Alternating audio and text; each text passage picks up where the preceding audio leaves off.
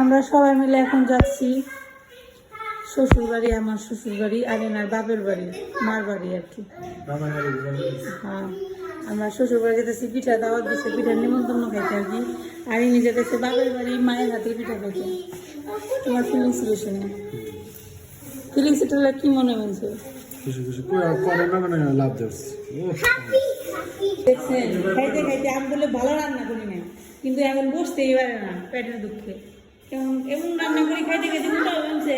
আর কথা বলার সময় বলে আমি নাকি ভালো রান্না করতে পারি না। দুপুরে খাইছে আজকে? দুপুরে খাইবে কেন? তোমার পেটে যদি স্টক করা আছে 7 দিন চলতে পারবে।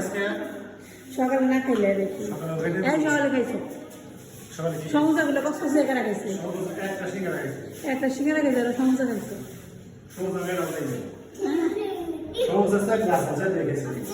কি নিতে আসছো? আমি তোদের জন্য কি নিবে?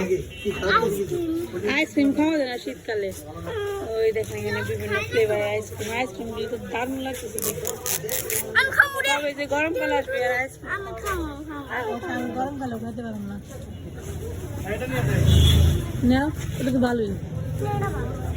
ওই তুমি বাবা যেটা নিতেছে সেটাই নাও। ওই যে বাবা নিতেছে হাতে নিচে, দেখো কয়টা নিছো? আর দিয়ে লাগবো কেন? 4 জনই তো পোলাপান, আরেকটা কার নিবে, আবার নিয়ে নেবে। শান্তি শান্তা করে দিকে তুমি কি খাই দাও? আরে ফালাই দিবি রে।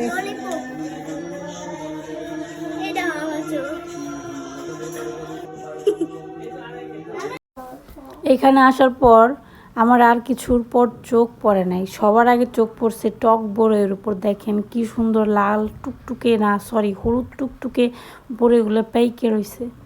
তো নারী কিসে আটকায়? নারী পাকা বড়ইতে আটকায়, বুঝছেন? বড়ে দেখার লুপ সামলাতে পারলাম না, কয়েকটা বড়ে হাতে নিয়ে ধুইয়া লবণ দিয়ে খাইতে বসে পড়বো। ইস, সত্যি এই বড়ে দেখে ছোটোবেলার কথাও মনে পড়ে গেল। কত ছোটোবেলায় রাস্তা দিয়ে হাইটে হাইটে যাইতাম, রাস্তার বড়ে গাছে ডিল ছুটতাম, এরকম পাকা পাকা বড়ে পড়তো আর খাইতাম।